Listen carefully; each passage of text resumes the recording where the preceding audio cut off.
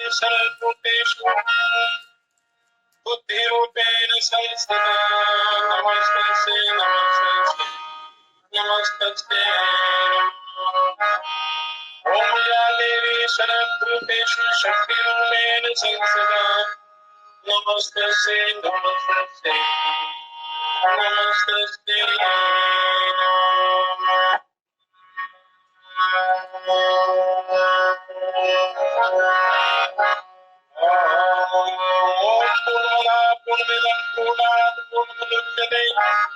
पूर्णस्य पूर्णमादाय पूर्णमेवावशिष्यते।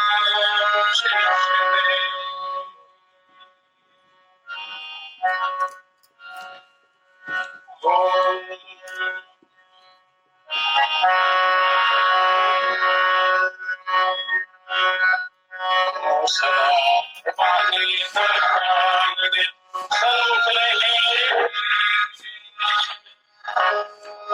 देव रक्षा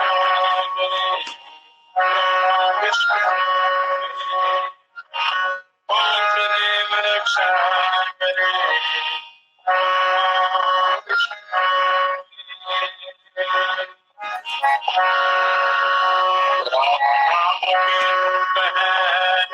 सके तो अंत समय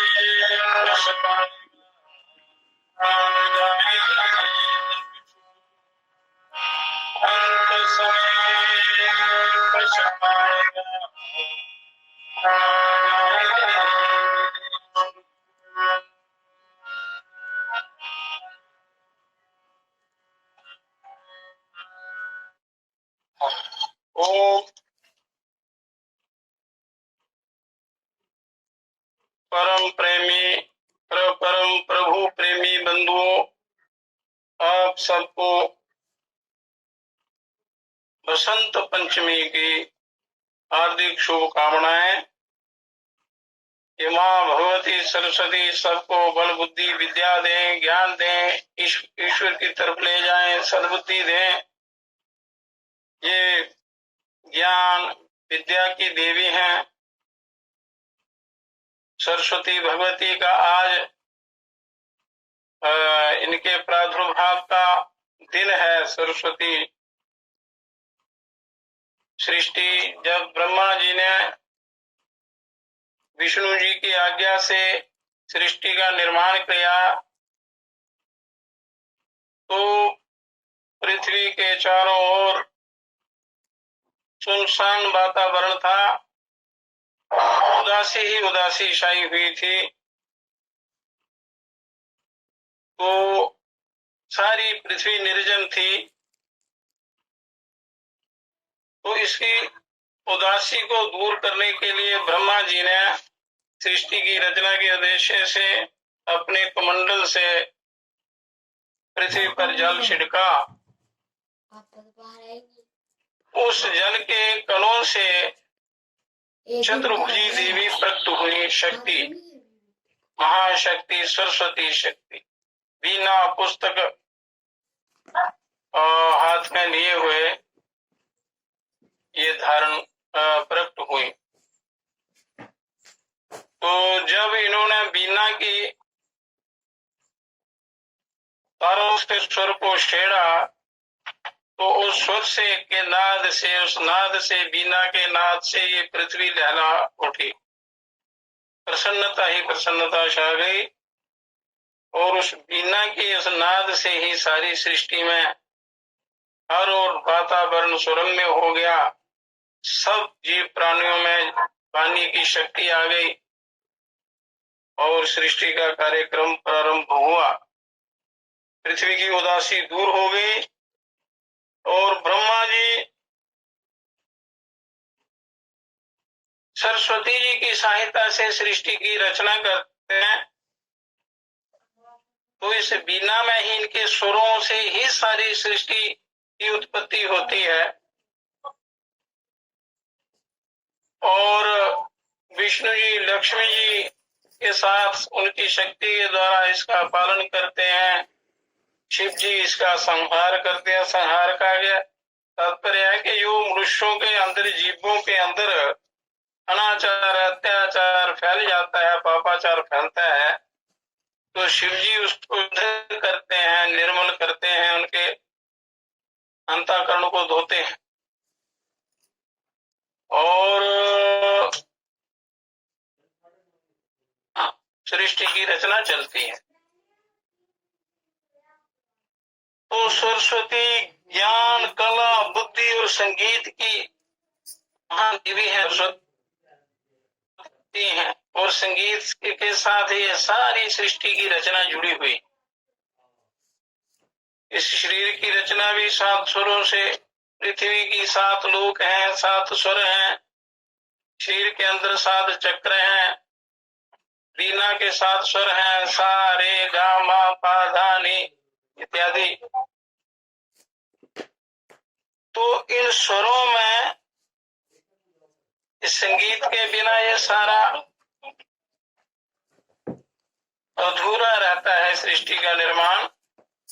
इससे नवीन शक्ति के अंदर उजागर होती है, प्रकट होती है। तो हर प्रकार का ज्ञान, शास्त्रों का ज्ञान, इस सृष्टि का नित्य नित्य का ज्ञान जो है, ये देने वाली ज्ञान की दात्री माँ भगवती सरस्वती हैं। और कई शास्त्रों में लिखा है कि भगवान कृष्ण जी के गोलोक में, नित्य गोलोक में निवास करने वाले परिपूर्ण ब्रह्म श्री कृष्ण जी ने जब बंसी का नाद, बंसी बजाई, तो उसके स्वरों से माँ भगवती सरस्वती प्रकट हुई। उसी से सारी सृष्टि ये प्रकट होती है। तो जिस दिन ये भगवती प्रकट हुई थी ब्रह्मा जी के द्वारा, तो उस समय बसंत पंचमी का दिन था। तो शास्त्रों में कल वर्णन किया था कि निरुक्त, छंद, व्याकरण इत्यादि शेष शास्त्र हैं। शिक्षा, कल्प, न्याय इत्यादि व्याकरण, ज्योतिष ये शास्त्र हैं। तो ज्योतिष जो है ये 6 शास्त्रों के वेदों के चक्षु हैं। ज्योतिष शास्त्र ये चक्षु हैं वेदों के।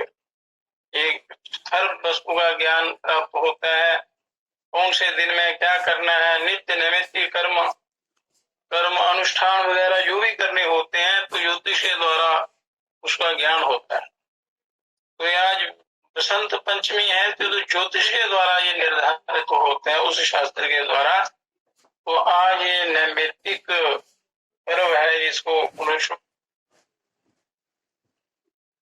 सरस्वती का पूजन करते हैं और ज्ञान की प्राप्ति की प्रार्थना करते हैं भगवती से। ये सुर की देवी है। नाद से ही सृष्टि पैदा होती है और उसी में, नाद में ही लीन हो जाती है। और जो नाद होता है, शब्द होता है, ओमकार के नाद से प्रकट होती है और उसी में लीन हो जाती है। तो सृष्टि का कारण ईश्वर के द्वारा जो सृष्टि की उत्पत्ति होती है, इसमें जो चेतना आती है, तो नाद के से आती है। इसलिए नाद योग सर्वश्रेष्ठ है। यदि इसे सात्विक संगीत के साथ यदि आप योग ध्यान साधना करेंगे, तो संगीत का योग से बड़ा गहरा संबंध है, स्वास्थ्य से भी बड़ा गहरा संबंध है। जो बीमारी, जो रोग या जो मानसिक व्यथाएं जो हैं, जो किसी औषधि से दूर नहीं हो सकते किसी भी उपाय से, और इस संगीत के माध्यम से हो सकते हैं। संगीत बड़ा विस्तृत वर्णन है शास्त्र का। उस समस्त विद्याओं की दात्री भगवती सरस्वती का आज पूजन, वंदन, नमन, यज्ञ, हवन उनका करना चाहिए। और बसंत नाम बसंती रंग से भरा हुआ है, बस पीले रंग के फूल निकलते हैं।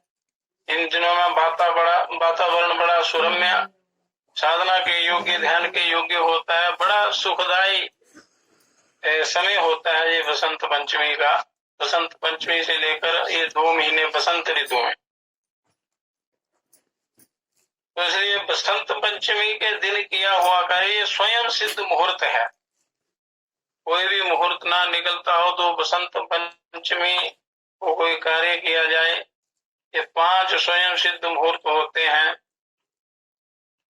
तो उनमें ये बसंत पंचमी जो है एक है। तो इसमें किसी भी ग्रह, तारा, नक्षत्र, चंद्रमा आदि का दोष नहीं लगता। बिना अनपुच्छ मुहूर्त इसको बोलते हैं। और इस दिन की हुई पूजा पाठ जब तब सब वो सिद्ध होता है और भगवती कृपा करती है।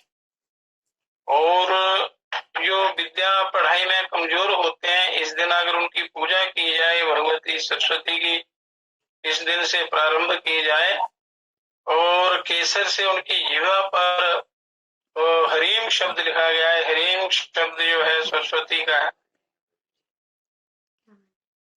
तो हरीम शब्द अगर लिखेंगे तो उसको विद्या बल बुद्धि की वृद्धि होगी, दिमाग तेज होगा, बुद्धि तीव्र होगी, विद्या की प्राप्ति में आसानी होगी। तो कई अनेक प्रकार की विधियां हैं। तो इस प्रकार ये आज का दिन बड़ा विशेष दिन है। तो ब्रह्मा जी मां भगवती सरस्वती की सहायता से ये सारी सृष्टि की रचना करते हैं। जीवों में प्राण का संचार होता है और सृष्टि का बड़े अच्छे ढंग से चलता है संचालन। तो भगवती की प्रार्थना करते हैं भजन के रूप में।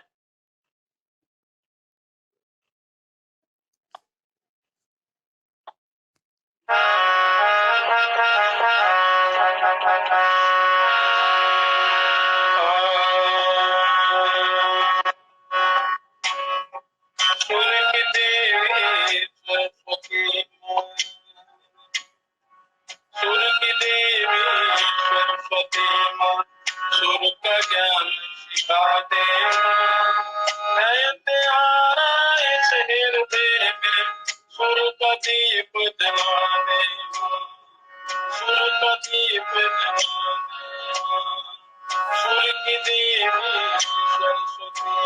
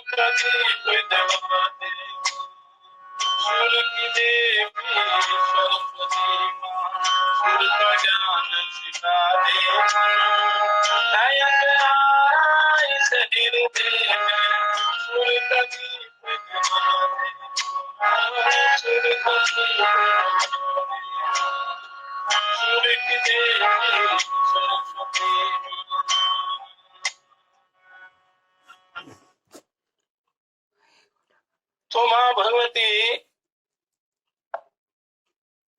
सरस्वती ज्ञान दात्री हैं, अज्ञान अंधकार को नष्ट करती हैं।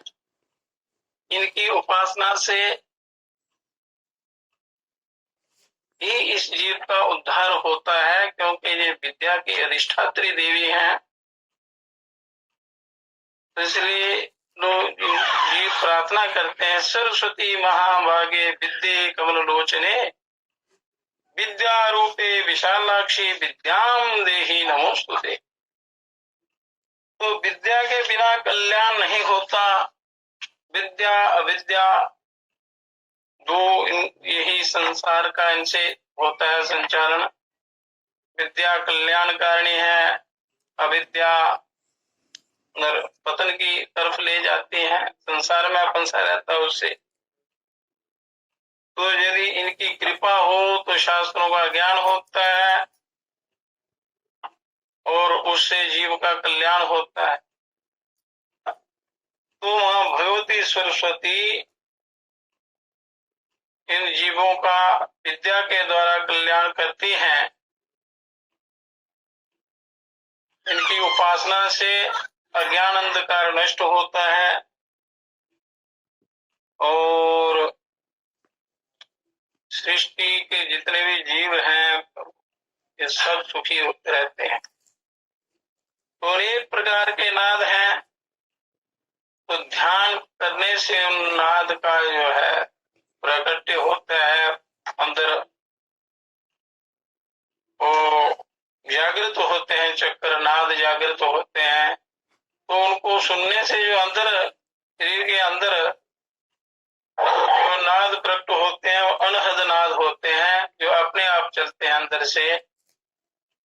शंख बंसरी बीना ताल मृदंग इत्यादि ये सारे नाद अंतर सुनाई देते और इनको सबका सर्वोपरि उत्तम नाद ओम का है। तो ओम का नाद जो है वो परमात्मा की तरफ ले जाता है। ये सारे नाद परमात्मा में मन लगाने के लिए बहुत सहायता करते हैं। तो इसलिए भगवती सरस्वती सबको विद्या बुद्धि दें, सद्ज्ञान दें, सद्बुद्धि दें, जिससे इन जीवों का उद्धार हो, कल्याण की तरफ ये चले। माँ भगवती को करोड़ों करोड़ों नमन। और हर पल हर तरफ से हर दिशाओं से हर अंग की इस शरीर की भगवती देवी सरस्वती रक्षा करें, सबकी रक्षा करें, कल्याण करें। तो ये तीनों शक्तियां एक ही हैं, महाकाली, महालक्ष्मी, महासरस्वती। तो अलग अलग ये अपना स्वभाव से अपना अपना काम करते हैं। तो शक्ति तत्व, ये शक्ति के बिना कोई भी कार्य नहीं होता। तो ये त्रिदेवों की सहायता करती हैं ब्रह्मा विष्णु महेश की सृष्टि के संचालन में। महाकाली अपनी शक्ति से काम करती है, महालक्ष्मी पालन का काम करती है, महालक्ष्मी महाकाली शोधन का काम करती है, और महासरस्वती ये रचना का, ज्ञान का, बल बुद्धि विद्या का, ये अपनी शक्तियों के अनुसार ये काम करते हैं। ये तीनों एक ही हैं, इनमें भेद नहीं मानना चाहिए। अच्छी प्रकार ज्ञान प्राप्त करके इनकी उपासना के द्वारा अपना उद्धार करना है। तो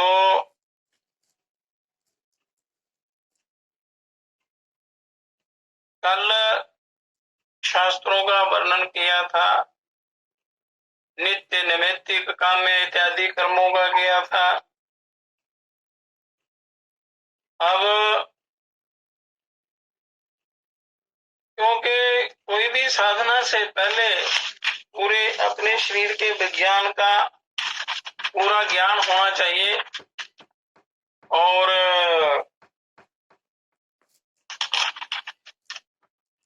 तभी आप साधना करेंगे तो आपका मन साधना में लगेगा, तो उसकी ओर आप अग्रसर होंगे। तो जो सही सही ज्ञान है उसको प्राप्त करना है।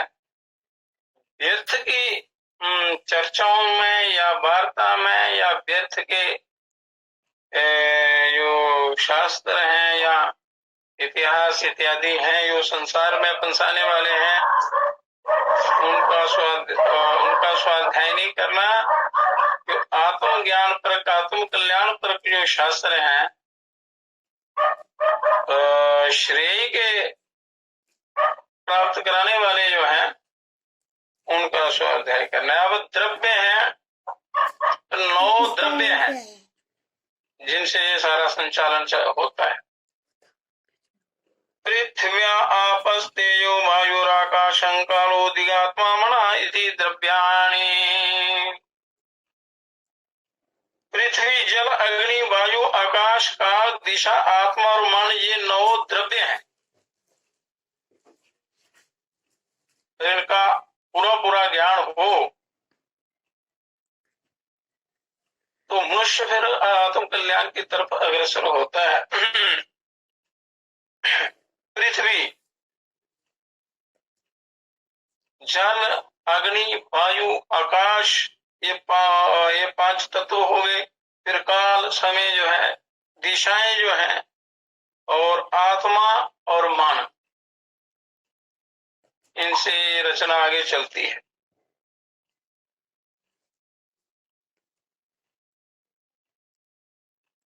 तो पृथ्वी निर्वय जो है वो सूक्ष्म से सूक्ष्म जो परमाणु है वो नित्य है। पृथ्वी जहां से प्रकट होती है, पृथ्वी तत्व जो है, उसके जो सूक्ष्म परमाणु हैं वो नष्ट नहीं होते, क्योंकि पुनः इस पृथ्वी के सृष्टि के निर्माण में वो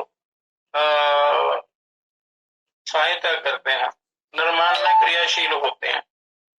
वो नित्य है, उनका नाश नहीं होता। और उनका कार्य रूप स्थूल भूमि अनित्य है।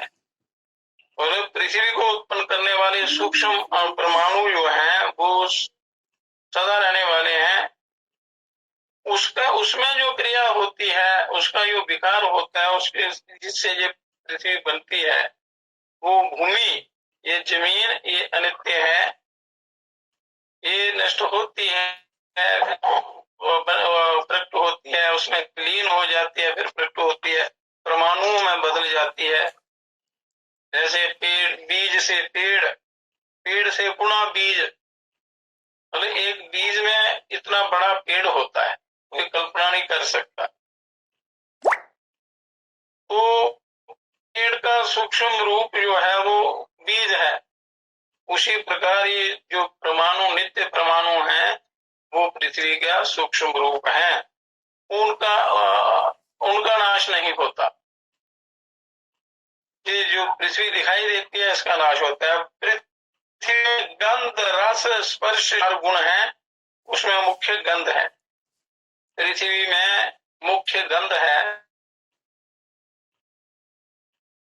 रस जल का जो सूक्ष्म रूप है, रस रस तन्मात्रा, स्पर्श 4 गुण है। उनमें प्रधान जो है वो गंध है। जो फूलों में सुगंधी है या किसी भी प्रकार की जो जितनी भी सुगंधियां हैं, गंध पुगंध, जो पृथ्वी के गुण है। जल की पहचान शीत स्पर्श है। स्पर्श जो है इसका सूक्ष्म रूप है। उष्ण जल में जो उष्णता मालूम होती है वह अग्नि की है,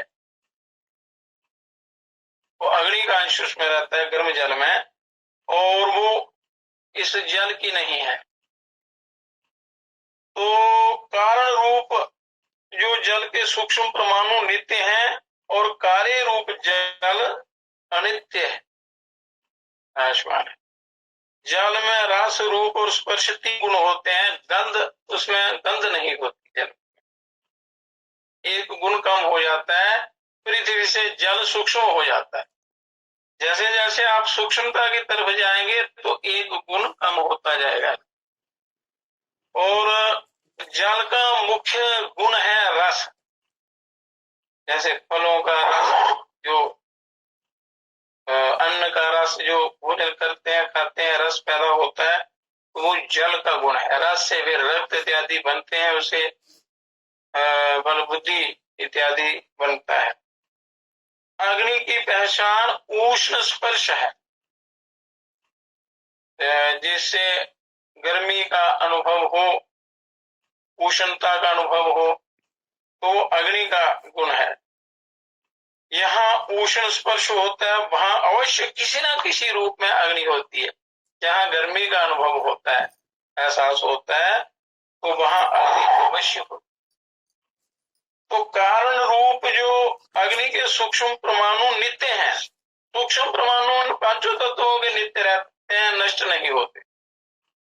परंतु जो कारण रूप साधारण अग्नि जो है, जो दिखाई देती है जलती हुई अग्नि, वो अनित्य है। उसके जो परमाणु हैं, सूक्ष्म परमाणु, वो नित्य है, उनका नाश नहीं होता। अग्नि में रूप और स्पर्श 2 गुण आते हैं। स्पर्श उसका एक ऊष्म स्पर्श है, और रूप तेज से, आंखों की रोशनी से हम देखते हैं, तो आंखों में जो तेज है ये अग्नि का ही गुण है। तो उनमें मुख्य रूप है जिससे ये सारे सृष्टि के रूप दिखाई देते हैं। और वायु की पहचान एक विलक्षण स्पर्श है हवा की, और इसके सूक्ष्म परमाणु जो हैं वो नित्य हैं, और कार्य रूप साधारण वायु जो है वो अनित्य है। इस प्रकार ये चारों द्रव्यों से 3 प्रकार की वस्तुएं बनी हैं। इन चारों के मेल से 3 प्रकार के पदार्थ बने हैं, शरीर, इंद्रियां और विषय। शरीर, इंद्रिय और विषय, ये शरीर, इंद्रिय और उनके विषय। और मनुष्य, पशु, पक्षी आदि के शरीर, वृक्ष, बेल, वृक्ष, लता आदि के, ये पृथ्वी के हैं। ये मनुष्य, पशु आदि के जितने भी शरीर हैं, जितने भी पेड़ हैं, जो भी हैं, पशु पक्षी हैं, ये पृथ्वी के हैं, पृथ्वी तत्व के हैं। पृथ्वी तत्व प्रधान है।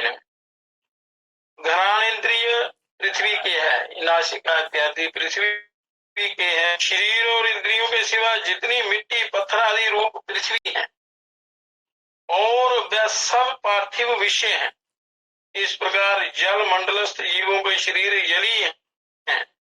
रस अनुभव करने वाली इंद्रिय जो है वो जली है, जल के उसमें जल का वो रहता है, अस्तित्व जल, प्रभाव उसका जल का।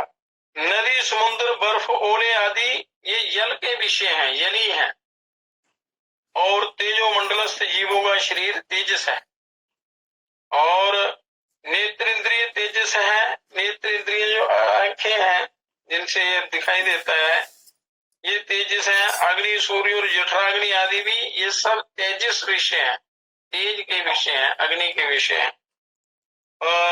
वायुमंडलस्थ जीवों का शरीर वायवी है। वायुमंडल में जो जीव रहते हैं उनके जो शरीर हैं उनमें वायु प्रधान शरीर होते हैं। त्वचा इंद्रिय वायवी है।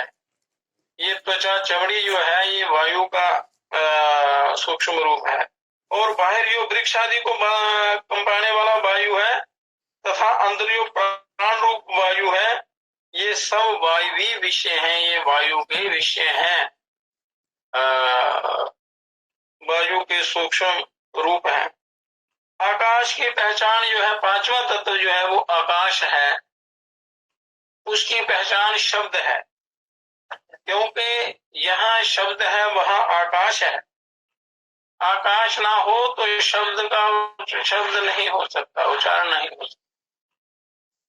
शब्द सर्वत्र है, और अतएव आकाश भी विभु है, व्यापक है। विभु कहते हैं व्यापक को, सब जगह फैला हुआ है, सर्वत्र व्याप्त है।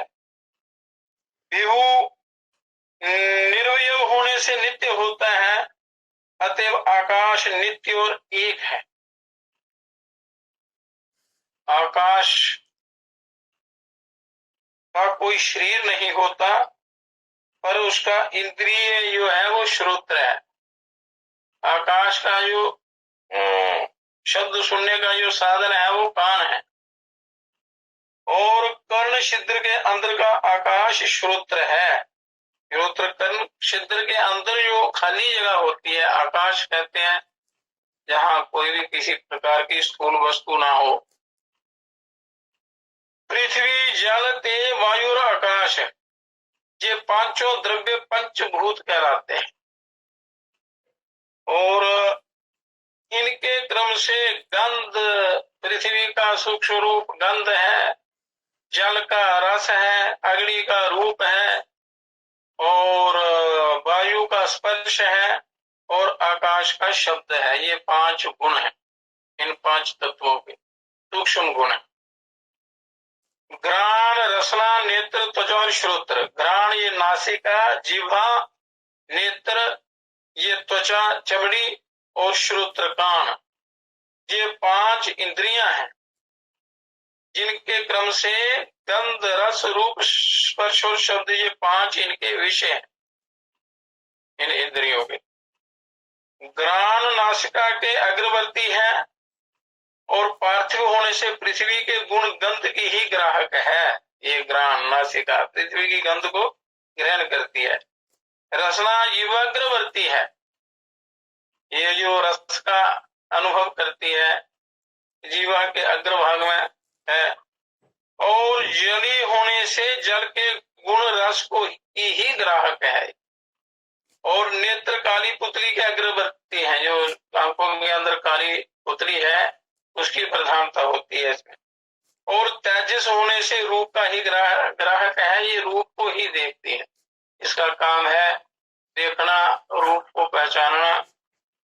त्वचा सर्व शरीरगत है, चमड़ी पूरे शरीर को ढके हुए है, और वायु भी होने से स्पर्श की ग्राहक है। वायु भी सर्वत्र व्याप्त है, इसलिए ये त्वचा भी पूरे शरीर में व्याप्त है।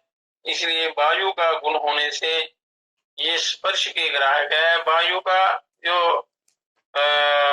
वायु की जो तन्मात्रा है, सूक्ष्म रूप है, वो स्पर्श है, तो इसलिए त्वचा जो है ये स्पर्श की ग्राहक है। अब इनका वर्णन हो गया। अब काल जो समय है, ये उससे आयु में छोटा है, वह बड़ा है उससे आयु में बड़ा है, ये जल्दी हो गया है वह देर से हुआ है। जिससे समय का जो बोध होता है इत्यादि जो विलक्षण प्रतीतियां होती हैं उसको काल कहते हैं, काल।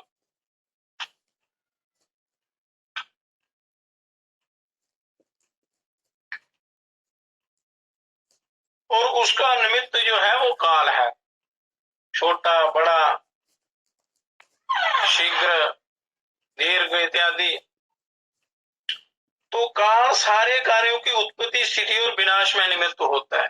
समय जो है वो सब की नित्यों की उत्पत्ति और उसकी स्थिति और उसके विनाश में निमित्त होता है कि ये सृष्टि कब इसको प्रारंभ हुई और कब कितनी देर चलती है, कब इसका विनाश होता है, इसका जो बोध होता है, तो समय जो है वो इसमें निमित्त होता है। काल नित्य, विभु और एक है, वो नित्य है, व्यापक है, एक है। किंतु व्यवहार के लिए पल, घड़ी, दिन, रात, महीना, वर्ष इत्यादि, युग, भूत, भविष्य, वर्तमान आदि उसके अनेक भेद होते हैं, कल्पना से कर लिए जाते हैं। अनित्य पदार्थों की अपेक्षा से वो कल्पित हैं। अनित्य पदार्थों की को जानने के लिए उसकी ये जितने भी बताए हैं काल के भेद, ये उसके लिए है, उसकी अपेक्षा से। संसारिक वस्तुओं, संसार को, समय को जानने के लिए तो काल ही उसका बोध कराता है। अब नित्येषु भावादि नित्येषु भावात कारणों कालाक्षेति, नित्यों में ना होने से और अनित्यों में होने से कारण में काल संज्ञा है, और यहाँ कारण में काल को भी गिना है। काल नित्य है पर अनित्यों में होने के कारण इसको काल की कह के पुकारते हैं, काल की संज्ञा दी गई है। अब आ गई दिशाएं, दिशा का बोध, जैसे ये पूर्व दिशा है, ये अग्नि दिशा है, ये दक्षिण दिशा है, ये पश्चिम दिशा है, ये उत्तर दिशा है, ये ईशान है, इत्यादि इत्यादि जो दिशाओं का बोध कराते हैं। ये उत्तर है, ये ऊपर है, ये नीचे है, ये पाताल है, वो स्वर्ग है इत्यादि। ये 7 प्रतीतियां जिससे होती हैं वह दिशा है। पूर्व, दक्षिण, पश्चिम, उत्तर, पूर्व, दक्षिण, दक्षिण, पश्चिम, उत्तर, पूर्व, नीचे, ऊपर, ये 10 दिशाएं। तो ये आगे दिशाएं। अब आत्मा, आत्मा की पहचान क्या है? ये 9 द्रव्य इसके निर्माण में निमित्त होते हैं, कारण होते हैं। वो 8वां आ गया आत्मा। आत्मा की पहचान चैतन्य ज्ञान है, जो चेतन तत्व है अंदर। ज्ञान शरीर का धर्म नहीं हो सकता,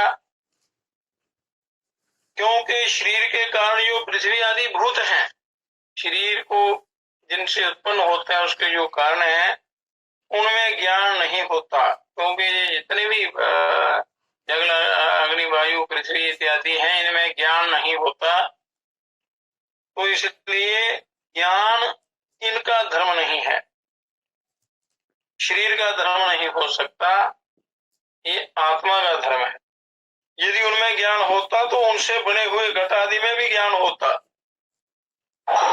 ज्ञान इंद्रियों का भी गुण नहीं है, ज्ञान जो है वो इंद्रियों का भी गुण नहीं है। ज्ञान किसका गुण है वो आगे बताएंगे। क्योंकि ज्ञान किसी इंद्रिय के नष्ट हो जाने पर भी उसके पहले अनुभव किए हुए विषय की स्मृति उसे रहती है, तो ज्ञान इंद्रियों का भी विषय नहीं हो, और स्मृति उसी की होती है जिससे अनुभव किया हो। तो इसलिए अनुभव करने वाला इंद्रियों से कोई अलग नहीं है। जिसके इंद्रियों द्वारा जो मनुष्य अनुभव करता है, अनुभव किसको होता है वो इन सब से अलग है। और ज्ञान मन का गुण भी नहीं है, क्योंकि मन जानने का साधन है, ज्ञान जो है मन का भी गुण नहीं। मन एक जानने का साधन है, कला है, ज्ञाता नहीं है। मन ज्ञाता नहीं है, मन जानने का साधन है। और इसलिए परिचय से ज्ञान आत्मा का गुण सिद्ध होता है। इसलिए ज्ञान जो है ये आत्मा का, उस चेतन तत्व का गुण है। इसलिए उसके ज्ञान से, आत्मज्ञान से जीव का कल्याण होता है। स्वरूप स्थिति को प्राप्त करता है, आत्मबोध करता है। मनुष्य यदि आत्मा को जानने का प्रयास करता है तो ज्ञान के द्वारा ही उसका अनुभव होता है। तो इससे आत्मा का अनुमान होता है। इसको इसी प्रकार ईर्ष्या, द्वेष, प्रियतन, सुख दुख भी शरीर से भिन्न आत्मा का अनुमान कराते हैं। क्योंकि ये ज्ञान जो है ना, ईर्ष्या, द्वेष, प्रियतन, सुख दुख किसी का धर्म नहीं है। जिससे इन सब का अनुभव होता है वो आत्मा है। इसलिए ज्ञान जो है आत्मा का विषय है। हित की प्राप्ति और अहित के परिहार के लिए शरीर की चेष्टा भी इस बात को प्रकट करती है। हित की प्राप्ति, अहित की निवृत्ति के लिए जो शरीर द्वारा चेष्टा की जाती है, प्रयत्न किया जाता है, अभ्यास, ध्यान, साधना की जाती है, वो भी इस बात को प्रकट करती है कि रथ में रथ के सारथी के समान अपने हित अहित को जानकर शरीर को चलाने वाला शरीर से अलग उसका अधिष्ठाता आत्मा है, वो शरीर से अलग है। तो उसको शरीर से अलग कैसे अनुभव करना है, तो उसका जो तरीका यहाँ गुरुओं के द्वारा प्राप्त होता है, शास्त्रों में वर्णित है। पर बिना गुरुओं के उसका अनुभव नहीं होता। उन्होंने साधना कर करके उसका साक्षात्कार किया होता है, फिर वो इस जीव को युक्ति बताते हैं जो कल्याण के इच्छुक होते हैं। नहीं तो ज्यादातर बहुत संख्या में लोग संसार की तरफ, संसार के विश्व में ही रचे पचे रहते हैं। उनको अपने कल्याण के विषय में सोचने तक का मौका नहीं मिलता। उनको ये भान ही नहीं होता है कि संसार के अतिरिक्त को सच्चा सुख देने वाली कोई और शक्ति है, कोई और ही तत्व है। और आकाश के समान आकाशवत आत्मा भी विभु है, व्यापक है और नित्य है। इसलिए आत्म ज्ञान को प्राप्त करने का प्रयत्न मनुष्य को करना चाहिए।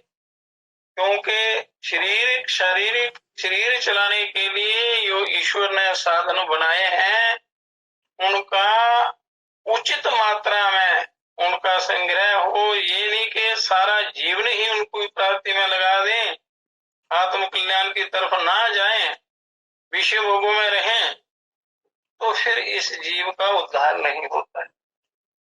तो इसलिए इन चीजों का सदुपयोग करते हुए आपने अपनी आत्मा की तरफ, उस ब्रह्म की तरफ चलना है। विभु धर्मवान महान है।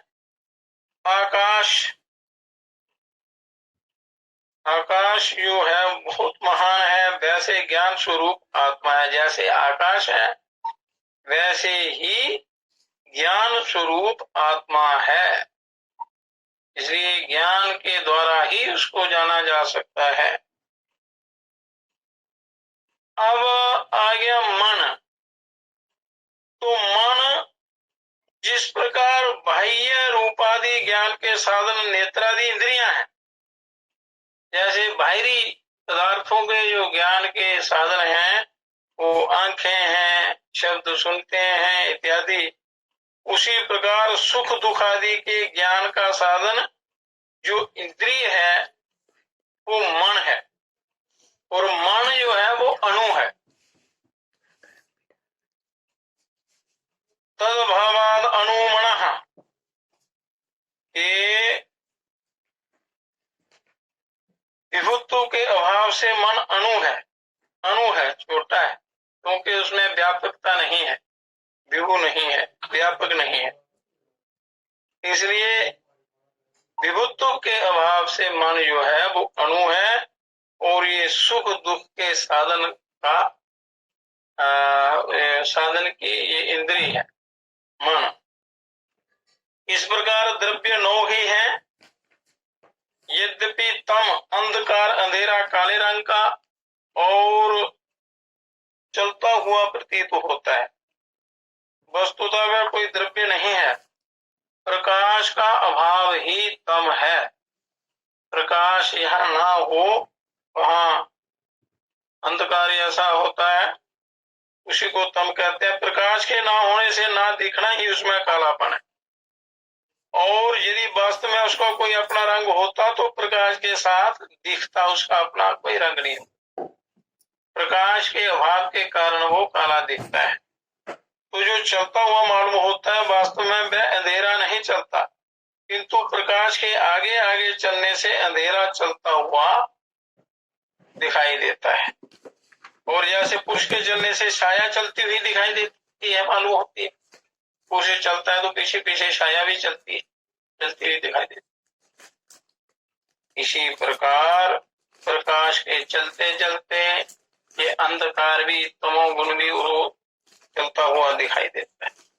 ये 9 हो गए द्रव्य, इनका वर्णन भी हो गया। अच्छी प्रकार समझ लिया होगा। अभी 24 तत्व जो हैं, 24 गुण हैं, उनका वर्णन करेंगे।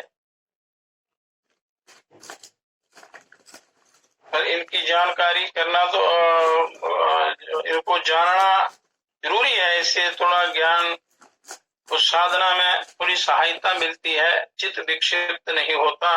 नहीं तो मनुष्य प्रश्नों में ही उलझा रहता है, ये क्यों है, क्या कारण है, किस लिए संशय हो जाता है। तो संशय जो है वो साधना में विघ्न डालता है। संशय साधना में वो ईश्वर की प्राप्ति नहीं होने देता, ये विघ्न है साधना, ये भजन में, ईश्वर प्राप्ति में। तो इसलिए 24 गुण हैं, वो क्या है? रूप, रस, गंध, शब्द, स्पर्श, संख्या, परिमाण, पृथक्त्व, मतलब जो अलग हो एक वस्तु से दूसरी वस्तु का अलग होना, संयोग, वियोग, विभाग, परत्व, अपरत्व, गुरुत्व, द्रवत्व, स्नेह, शब्द, बुद्धि, सुख, दुख, ईर्ष्या, द्वेष, प्रयत्न, धर्म, अधर्म और संस्कार, ये 24 गुण हैं। और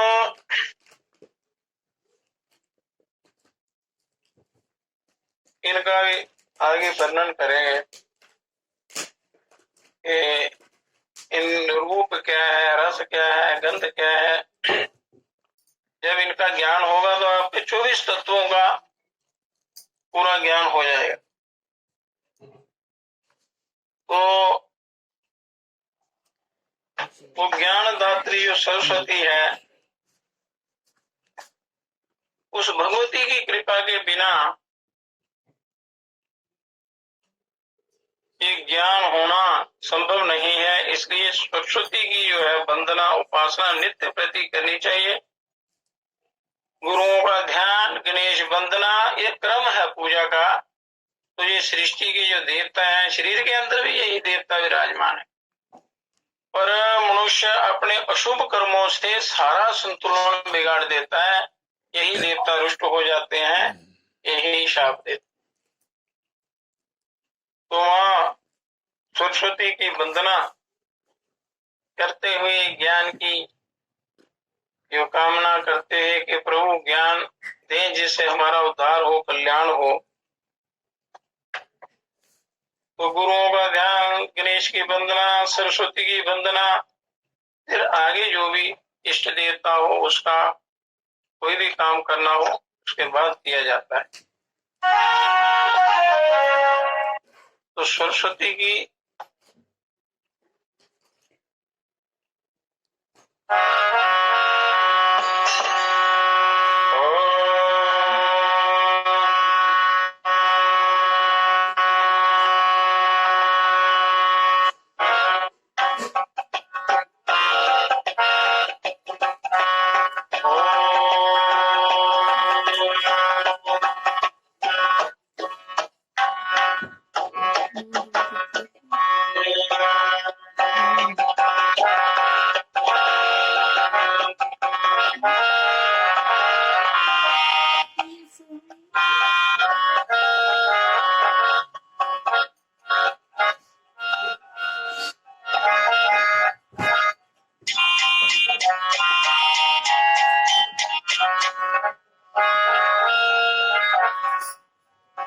जय जगदीश्वरी मात सरस्वती शरणागत प्रतिपालनहारी देश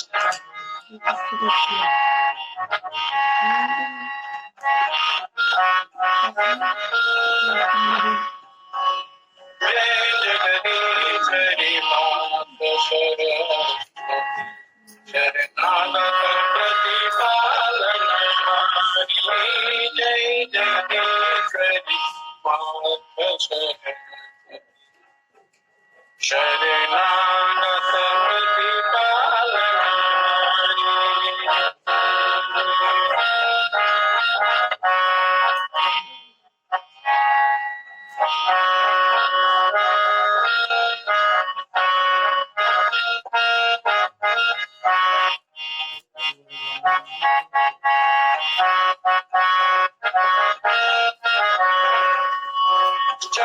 चंद्रबिंब समबदन चंद्रबिंब समबदन शीश मुकुट माला गल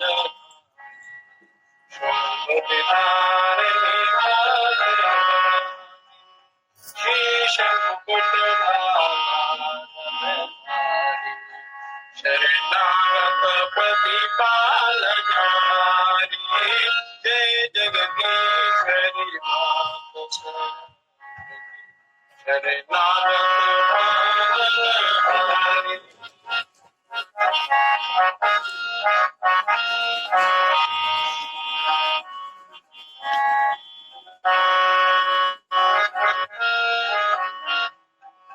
दीना बाम अंग में शोभे दीना दान अंग में शोभे साम गीत ध्वनि मधुर प्रिया साम गीत ध्वनि मधुर प्रिया शरणागत प्रतिपालनहारी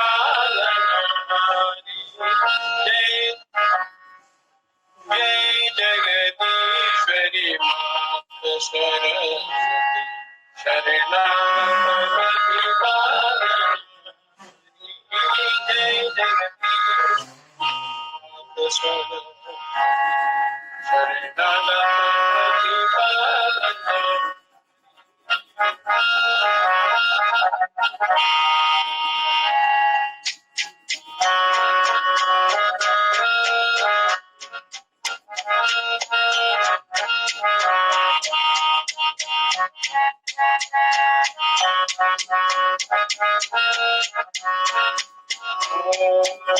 श्वेत वसन कमलासन संग सखी शुभ्रंश तुम्हारी श्वेत वसन कमलासन संग सखी शुभ्रंश तुम्हारी शरणागत जय जगदीश्वरी मात सरस्वती शरणागत प्रतिपालनहारी जय जगदीश्वरी मात सरस्वती शरणागत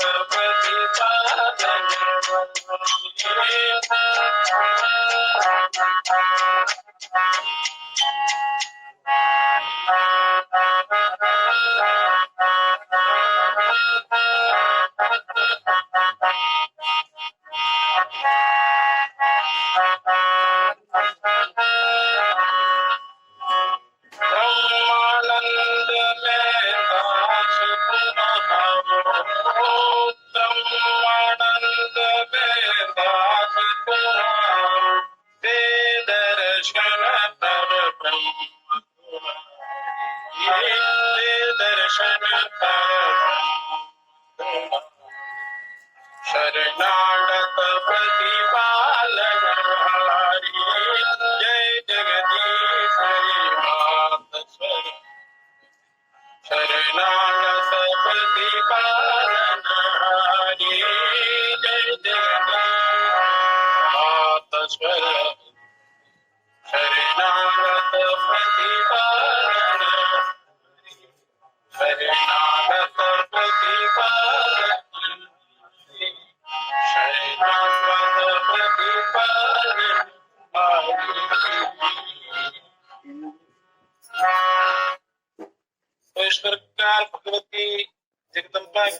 इस महान सरस्वती की प्रार्थना विनय भाव से विनम्र प्रार्थना करने को भगवती बड़ी कृपा करती हैं और परम ब्रह्म तक पहुंचा देती हैं विद्या के द्वारा।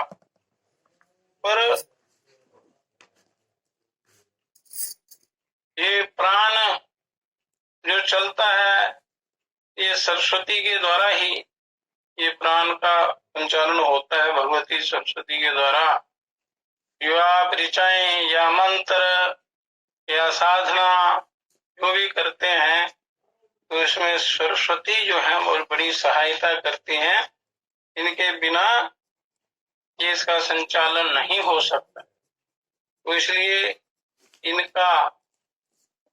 इनकी उपासना, इनका चिंतन ध्यान करने से हर प्रकार का ज्ञान मनुष्य को होता है। जिनको विद्या नहीं आती है, पढ़ाई नहीं आती है, दिमाग उनका जिनका विरुद्ध रहता है, संसार में लगा रहता है, तो भगवती कृपा करके उनको सद्ज्ञान देते हैं, कल्याण की तरफ ले जाती हैं। तो इनकी कई प्रकार से उपासना की जाती है। अब मनुष्य को साधना के पूर्व अपने शरीर में जो क्रियाएं प्रतिक्रियाएं होती हैं, जो इंद्रियां हैं, प्राण हैं, इनके क्या काम हैं, कहाँ कहाँ ये स्थित हैं, कैसे इनको अपने काबू में करना है। तो 24 तत्वों का उसके बाद इनका वर्णन करेंगे कि प्राण जो श्वास आप लेते हैं तो प्राण का धर्म क्या है? उच्छ्वासानि श्वास विसर्जन बनक्षत प्रस्पंदनाद उद्युत्क्रमाणि दिका क्रिया प्राणादि कर्माणि बदन्ति तंजज्ञान प्राणस्य धर्मावसाना पिपासे। कि श्वास प्रश्वास जमाई शीत कांपना उछलना आदि क्रियाओं को तत्व ज्ञान प्राणादि का धर्म बताते हैं। ये प्राण से होता है। प्राण अपान व्यान उदान समान इन वायुओं से अलग अलग, जैसे आंख का झपकना, छींकना, जम्भाई लेना इत्यादि, और श्वास प्रश्वास लेना, उछलना कूदना, ये प्राणों से ही होता है। प्राण निकल जाए तो ये मिट्टी हो जाता है, शरीर चेतना चली जाती है प्राण के साथ। तो इसलिए प्राण का धर्म है। तो अहंकार, एक गुरु शिष्य को ज्ञान दे रहे हैं कि शरीर के अंदर इन चक्षु आदि इंद्रियों में चिदाभास के तेज से व्याप्त हुआ अंतःकरण मैंपन का अभिमान करता हुआ स्थिर रहता है। मैं मेरा मेरा मैंने किया, ये जो अहंकार है उसके अंदर वो जिसके द्वारा संचालित होता है, भूल जाता है और जो करता है वो अपना किया हुआ मानता है, स्वयं को करता मानता है। इसी को अहंकार जानना चाहिए। यदि कर्ता भोक्ता तथा मैंपन का अभिमान करने वाला है और यही सत्वादि गुणों के योग से तीनों अवस्थाओं को प्राप्त होता है। विषयों की अनुकूलता से ये सुखी और विषयों की प्रतिकूलता से अगर विषय ना मिले या कोई कष्ट हो तो दुखी होता है। विषयों की अनुकूलता से सुखी और प्रतिकूलता से दुखी होता है। सुख और दुख से अहंकार के ही धर्म है। अहंकार के कारण ये सुख दुख होता है और नित्यानंद स्वरूप आत्मा के नहीं। जो आत्मा है वो नित्यानंद स्वरूप है, उसके ये धर्म सुख दुख आदि इसके धर्म नहीं है। ये अहंकार के कारण ही सुख दुख होता है। तो विषय स्वतः प्रिय नहीं होते किंतु आत्मा के लिए ही प्रिय होते हैं, क्योंकि स्वतः प्रीतम को सबका प्रीतम तो सबका आत्मा ही है। सबका प्यारा सबका आत्मा ही है, सबका प्रीतम। तो इसलिए तत् आत्मा सदानंदो नास्यन् दुखं कदाचन जत सुषुप्तो निर्विशे आत्मानंदोनुभूयते श्रुति प्रत्यक्षे में मह्यानुमानं च जागृति। इसलिए आत्मा सदा आनंद स्वरूप है और जब आत्मा का स्पर्श हो जाता है तो आनंद की अनुभूति होती है। फिर ज्ञान चर्चा होते ही उसको आनंद का अनुभव होने लगता है। जो जानते हैं, जो जानकार हैं, जिनको उनका स्पर्श हुआ है, जो साधक हैं, तो जो साधक नहीं है, जिनको ज्ञान नहीं है, तो जिनको इस आत्मा का स्पर्श हुआ होता है, उसके आनंद का अनुभव होता है, तो उसके पास बैठ नहीं सकते, सुन नहीं सकते, क्योंकि उनको इन चीजों का ज्ञान नहीं है, बोध नहीं है, उसको स्पर्श नहीं हुआ है उस आनंद का। उसने विषय भोग हो गया है, तो विषयों को ही सब कुछ मानता है, और वो पतन का कारण है विषय। इसलिए इसमें दुख कभी नहीं है आत्मा में। तभी सुषुप्ति में विषयों का अभाव रहते हुए भी आत्मानंद का अनुभव होता है। ये सुषुप्ति अवस्था में विषयों का ध्यान नहीं रहता, तो जीव बड़ा सुखी होता है, आनंद में रहता है, बड़ा किसी प्रकार को उसको चिंता नहीं। इस विषय में श्रुति, प्रत्यक्ष, इतिहास और अनुमान प्रमाण मौजूद हैं। इस विषय में श्रुतियां, स्मृतियां, प्रमाण सबने अनुभव करके सारा लिखा। तो अब आगे करेंगे माया का निरूपण। कि माया क्या है, ये गुण क्या है, किस प्रकार इस जीव को प्रभावित करते हैं, क्यों संसारिक जीव बार बार संसार की तरफ, विश्व की तरफ आकृष्ट होते हैं, उसमें फंस जाते हैं, अपने आप को जला डालते हैं, अपने उद्धार का प्रयत्न नहीं करते, क्योंकि सृष्टि का निर्माण हो चुका, शरीर मिल चुका है। अब आपको करना क्या है, तो आपके लिए सही क्या है, उसका अपना सही सही निर्णय करके वो करना है। तो वो सदगुरु ही होते हैं जिन्होंने अच्छी प्रकार उसको जाना है, परमात्मा को, ईश्वर को, ब्रह्म तत्व को। तो इसलिए उनका सानिध्य बहुत ही आवश्यक है। और शास्त्रों का स्वाध्याय, सत्संग का अनुसरण, अच्छा आपका जो कर्म है, और ईश्वर की आज्ञा का पालन करते हुए आपने उस सच्चे सुख की तरफ जाना है, आनंद की तरफ जाना है। संसार में बड़े विषय, बड़े बड़े लुभावने विषय फंसा लेते हैं, बड़े बड़े ज्ञानी फंस जाते हैं, पर जो सच्ची साधना करते हैं, गुरुओं की शरण में जाते हैं, तो उनका उद्धार निश्चित है, और उसी कल्याण की प्राप्ति के लिए ये जन्म मिला है। इसलिए मनुष्य को समय ना गंवाते हुए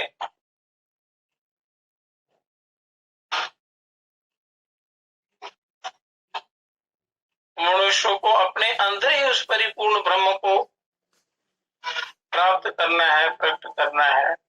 कहीं दूर जाना नहीं पड़ता। बिना किसी साधन के, बिना किसी सामग्री के, केवल ध्यान से उनका अनुभव होता है। पर नित्य नैमित्तिक इत्यादि कर्म जो हैं, ये करने ही पड़ते हैं। उन्हीं से ये, क्योंकि शरीर प्रकृति का वो है, प्रकृति की कृति है, आत्मा उसका अंश है, ब्रह्म का साक्षात परिपूर्ण। तो शरीर शुद्धि के लिए जो उपाय हैं, वो तो करने कर्म है, करने योग्य कर्तव्य है, उनको करना है। अच्छी प्रकार जानकर जो अपने कल्याण के लिए सहायक हो। फिर जो ध्यान है, वो आपने बैठ कर अपने हृदय में ही अपना ध्यान करना है, इसी शरीर के अंदर, इसमें आपने विचार करना है।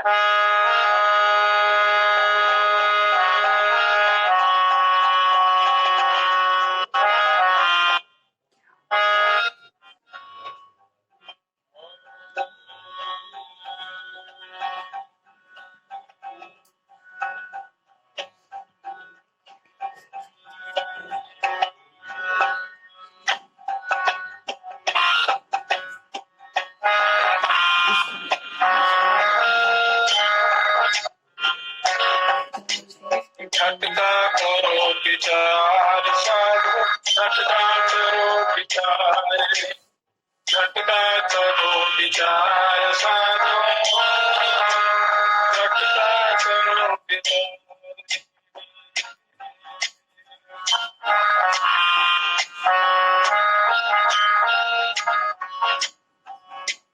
झटका करो विचार साधो, झटका करो विचार रे, झटका करो विचार साधो, झटका करो विचार। घट में गंगा घट में त्रिवेणी धारे, घट में त्रिवेणी धारे, घट में नदिया पर्वत साए, घट में नदिया पर्वत साए, घट में बाग बहार रे, घट में बाग बहार। झटका करो विचार साधो, झटका करो विचार रे, झटका करो विचार साधो, झटका करो विचार रे।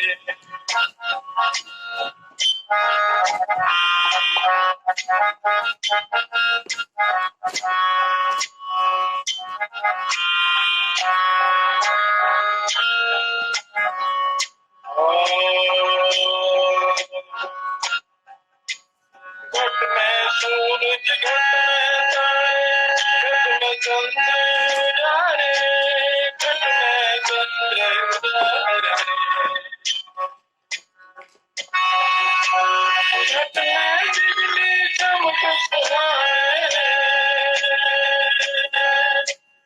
घट में बिजली चमक सुहाए, गर्जत मेघ अपार रे, गर्जत मेघ अपार रे। झटका करो विचार साधो, झटका करो विचार रे, झटका करो विचार साधो, साधो, झटका करो विचार रे।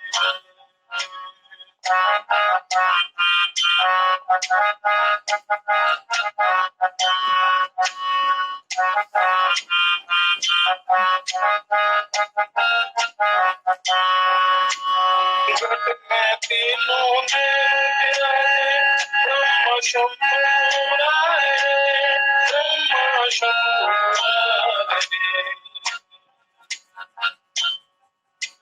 घट में पूर्ण ब्रह्म निरंजन, घट में पूर्ण ब्रह्म निरंजन, सब जग सर्जनहार रे, सब जग सर्जनहार रे।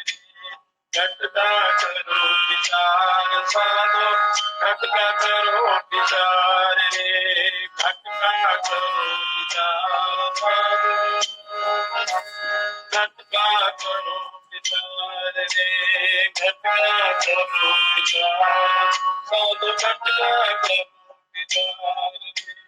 जो भर मन सोए मन में निश्चय धारे, मन में निश्चय धारे, ब्रह्मानंद युक्त सुरति को,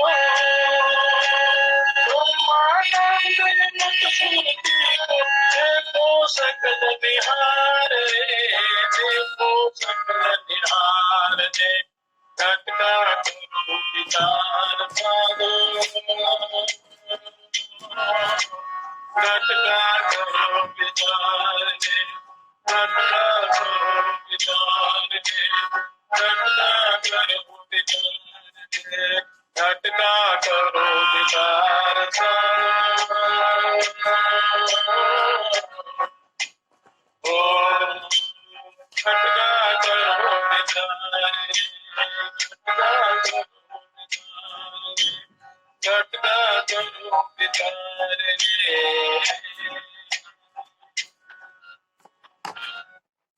इसलिए झटका करो विचार कि इसके अंदर ही अपने हृदय में ही उस परमात्मा का साक्षात्कार करो। सब कुछ अंदर है, इस शरीर को अच्छी प्रकार जानकर इसको पवित्र बनाते हुए इसी हृदय में अपने उस ईश्वर का, ब्रह्म का, उस परमानंद का साक्षात्कार करना है, जानना है।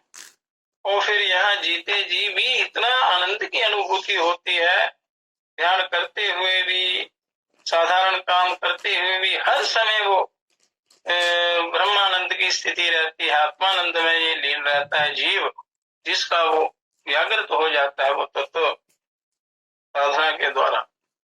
तो इसलिए यत्न के द्वारा इसको अच्छी प्रकार जानकर मनुष्य को सत्य कर्म करते हुए, अच्छे कर्म करते हुए, आशा तृष्णा को छोड़कर और मन को काबू करते हुए अपने साधना में लग जाना है और वो गुरुओं की कृपा प्राप्त करनी है, उनका पात्र बनना है।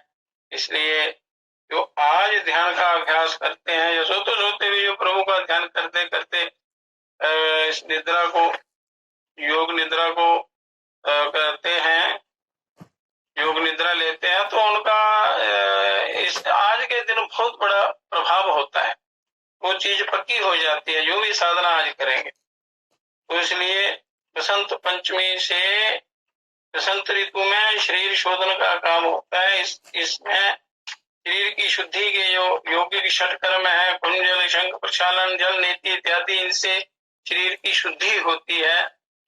ये साधना का समय होता है।